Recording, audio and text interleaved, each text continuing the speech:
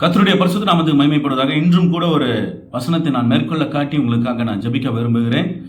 யோவான் எழுதின சுவிசேஷ புஸ்தகம் 6ஆம் அதிகாரம் வசனம் 9 இப்படியாக சொல்லுகிறது. அங்கே ஒரு பையன் இருக்கிறான். அவன் கையில் 5 வார்கோதுமை அப்பங்களும் 2 மீன்களும் உண்டு. ஆனாலும் அவைகள் இத்தனை ஜனங்களுக்கும் எம்மாத்திரம் என்றான். ஒரு முக்கியமான விஷயம், இயேசுவை தேடி திரளான ஜனங்கள் வராங்க அவருடைய உபதேசத்தை கேட்கும்போது. அப்பொழுது என்ன ஆகுது என்றால், இயேசு அவர்களுக்கு போஜனம் தரணும், சாப்பிட்றதுக்கு உணவு தரணும்னு அவர் விரும்புகிறார். அப்பொழுது அவர் இந்த மாதிரி திரளான ஜனங்களுக்கு அப்பத்தை நம்ம புசிக்க கொடுக்கணும்னு தன்னுடைய சீஷராகிய பிலிப்பு கிட்ட கேட்கும்போது, அவனுடைய விசுவாசத்தை அவர் செக் பண்றதுக்காக கேட்கிறார். அவன் வாயிலிருந்து என்ன வார்த்தை வருவென்று அவன் சொல்லுகிறான். நிறைய பணம் வாங்கி அப்பங்கள் வாங்கினாலுமே அந்த அப்பங்கள் இவங்களுக்கு போதாதே, நம்ம எங்கிருந்து போய் இந்த வனாந்தரமாகிய இந்த இடத்துல இருந்து நம்ம எப்படி போய் அப்பங்களை வாங்கிறது அப்படின்னு சொல்றான். அப்பொழுது பேதுருவோடைய சகோதரனாகிய அந்திரேயா அவன் ஜனக்கூட்டத்தில் தேடும்போது ஒரு சிறிய பையன், அவன் கையில் 2 மீன்கள் 5 அப்பங்கள் இருக்கிறது.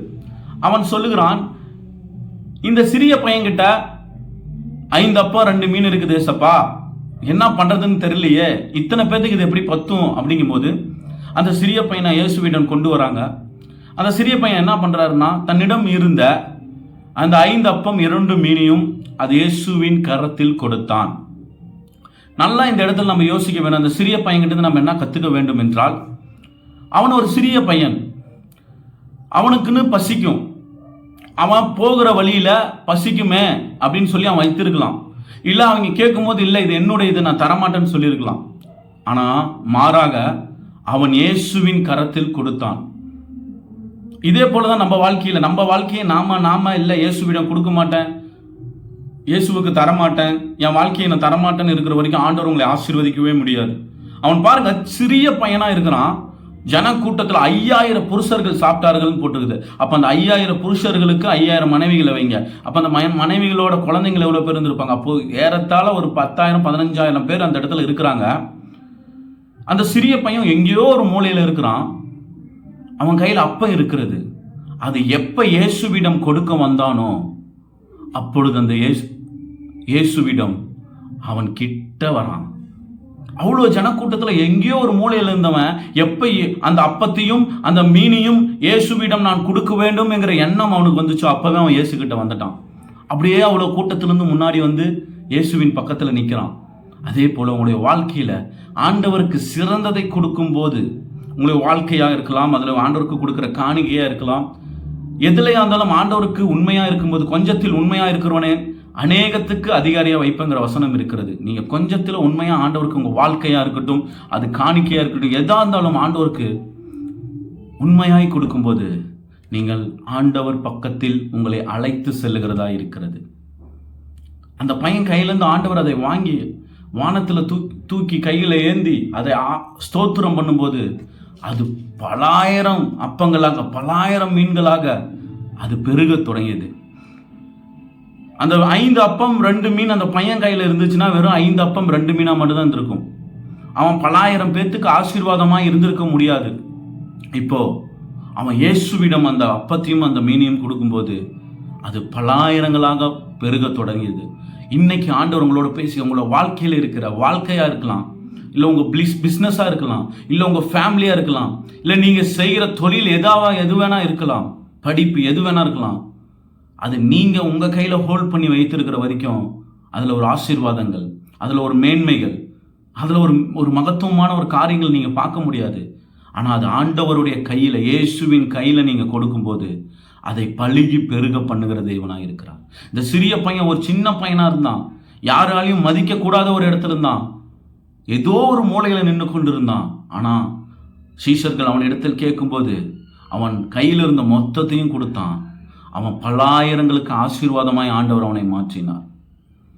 12 கூட நிறைய அப்பங்களையும் மீன்களையும் அவங்க மீதி எடுத்தார்கள்.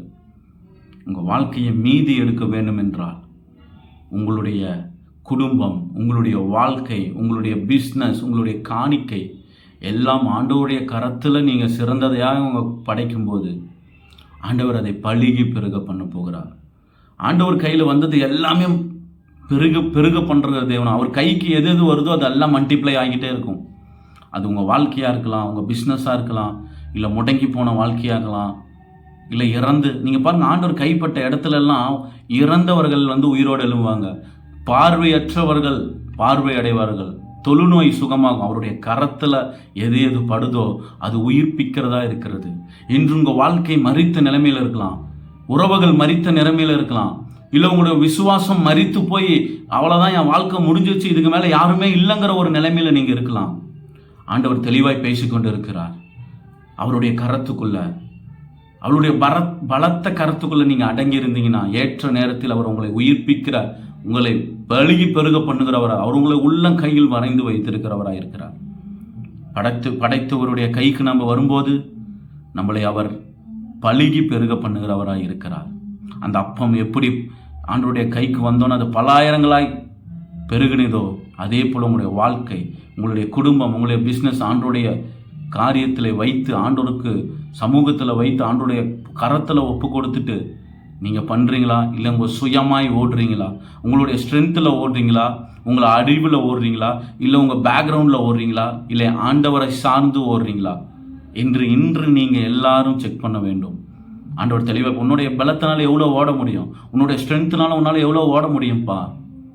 எவ்வளோ நாள் உன்னால் ஓட முடியும்? மிஞ்சி போனால் ஒரு 50 வயசு. அதுக்கப்புறம் உன்னை ஏந்துவேன், உன்னை தாங்குவேன், உன்னை தப்புவிப்பேன், உன்னை நான் சுமப்பேங்கிற ஆண்டவருடைய வார்த்தை. அவர் தான் கடைசி வரைக்கும் வர முடியும்.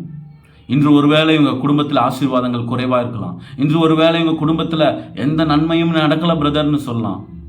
என் குடும்பத்தில் வர சம்பளம் அப்படியே இருக்கிறது பிரதர், ஒரு பெரிய ஆசீர்வாதங்கள் இல்லை, ஒரு பெரிய ஒரு நிலைமைக்கு எங்களால் போக முடியல. காரணம், இன்னும் உங்கள் வாழ்க்கையை நீங்கள் உங்கள் கையில் வைத்திருக்கீங்க, உங்கள் பிஸ்னஸை உங்கள் கையில் வைத்திருக்கீங்க, நீங்கள் உங்களுடைய ஸ்ட்ரென்த்தை நம்பி வாழ்கிறீங்க, நீங்கள் உங்களுடைய பலத்தை நம்பி வாழ்ந்து கொண்டு இருக்கீங்க, நீங்கள் உங்களுடைய சொந்த அறிவை நம்பி வாழ்ந்து கொண்டு இருக்கீங்க. நீங்கள் இன்னும் சொந்த உங்கள் பேக்ரவுண்டு, உங்கள் ஃபேமிலியோட பேக்ரவுண்டில் வாழ்ந்து கொண்டு இருக்கீங்க.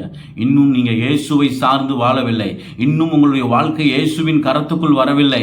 இன்னும் உங்களுடைய குடும்பத்தில் இருக்கிற ஒவ்வொருவரும் இயேசுவின் கரத்துக்குள்ளே வரவில்லை. அதனால தான் உங்களுக்கு இந்த போராட்டம், அதனால தான் இந்த உங்கள் வாழ்க்கையில் ஒரு ஆசீர்வாதங்கள் இல்லை. அந்த பையன் சுயமாய் வாழ்ந்திருக்க முடியும்.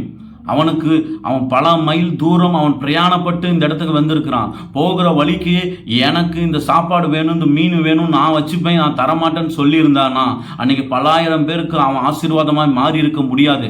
இன்னைக்கு ஆண்டவர் தெளிவாய் பேசி கொண்டிருக்கிறார்.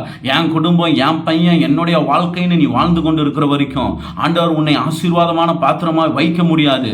ஆண்டவர் உன்னை ஒரு ஆசீர்வாதமாய், மற்றவர்களை ஆசீர்வதிக்கிற ஒரு பாத்திரமாய் மாற்ற முடியாது. ஆண்டவர் உன்னை அழைத்தது நீ மட்டும் ஏதோ ஆசீர்வாதமாய் வாழ்ந்து, நீ மட்டும் ஏதோ ஆசீர்வாதமாய் இருந்து இந்த உலகத்துல நீ ஒரு பணக்காரனாய் வாழ்ந்து சாவதற்காக அல்ல. இந்த உலகத்தில் இருக்கிற தரித்திரர்களை உன்மூலியமாய் ஆசீர்வதிக்கவே ஆண்டவர் உன்னை அழைத்திருக்கிறார். அதற்கு உனக்குள்ள வேண்டியது உன்னுடைய சுயநலம் உடைக்கப்பட வேண்டும். உன்னுடைய எனக்குன்னு வாழ்கிற அந்த சுயநலமான வாழ்க்கை, என் குடும்பம், என் பிள்ளை, என்னுடைய வாழ்க்கைன்னு உனக்குன்னு வைத்துக் கொண்டிருக்கிறாயே, அந்த வாழ்க்கையிலிருந்து நீ எப்போ வெளியே வருகிறாயோ, எப்போ உன்னுடைய வாழ்க்கையை பொதுநலமா ஆண்டவர் கையில கொடுக்கிறாயோ, அப்ப நீ பலாயிரங்களுக்கு ஆண்டவர் உன்னை பயன்படுத்துகிற ஒரு பாத்திரமாய் ஆண்டவர் உன்னை வைக்க போகிறார். ஆண்டவர் தெளிவாய் பேசிக்கொண்டிருக்கிறார். கர்த்தர் என்று பேசிக்கொண்டிருக்கிறார். உனக்குள்ளதை ஆண்டவர் கையில நீ கொடுக்கும்போது உன் வாழ்க்கைய ஆண்டவர் உன்னை பல்லாயிரங்களுக்கு பயன்படுத்த வல்லமை உள்ளவராக. கண்களை மூடுவோம். எஸ்ஸப்பா, எங்கள் வாழ்க்கை இவ்வளோ நாள் எனக்கு, என் குடும்பம், என்னுடைய ஃபேமிலின்னு நாங்கள் வாழ்ந்துட்டோம். ஆண்டவரே, இன்று ஆண்டவர் அந்த சிறிய பையன் ஆண்டவர் 5 அப்பம் 2 மீன் கேட்டவுடன் கொடுத்தானப்பா. அவனுடைய வாழ்க்கை எனக்கு வேணும்னு அவன் வைத்திருக்க முடியும். ஆனாலும் அவன் ஆண்டவரே கீழ்ப்படிந்து உமக்கு கொடுத்தானே, முழுவதையும் உன் கையில் கொடுத்தானே. அதே போல் எங்கள் வாழ்க்கையை நாங்கள் உன் கையில் தருகிறோம்ப்பா. நீங்கள் எடுத்து பயன்படுத்துங்க. உமக்கு சித்தமான பாத்திரமாக எடுத்து பயன்படுத்துங்கப்பா. ஆண்டவரே, எங்கள் ஆவி, ஆத்மா, சரீரத்தும் கையில் தருகிறோம். எதற்காக எங்கள் தாயின் கருவில் நீங்கள் முன் குறித்தீரோ அந்த நோக்கத்தை நீ நிறைவேற்றுவீராக. அதற்காக எங்களை நாங்கள் அர்ப்பணிக்கிறோம். ஆண்டவரை பார்க்கிற ஒவ்வொருவரையும் ஆண்டவரே அவங்களுடைய வாழ்க்கையில் நீங்கள் பேசுங்கப்பா. ஆண்டவரே, இந்த சுயநலமாய் இருக்கிற வாழ்க்கையை உடைந்து உமக்காய் வாழுகிற ஒரு வாழ்க்கையாக மாற அவரோடு நீங்கள் பேசுங்க. இந்த வீடியோ மூலம் இந்த வீடியோ மூலம் ஒவ்வொருவரோடையும் பேசுங்கப்பா. இயேசுவின் மூலம் ஜெபம் கேளும் பிதாவே. ஆமேன், ஆமேன், ஆமேன். God bless you. கண்டிப்பாக அந்த வசனம் உங்களோடு பேசி இருக்கும் என்று நான் விசுவாசிக்கிறேன். கர்த்தர் உங்களை ஆசீர்வதிப்பாராக. God bless you.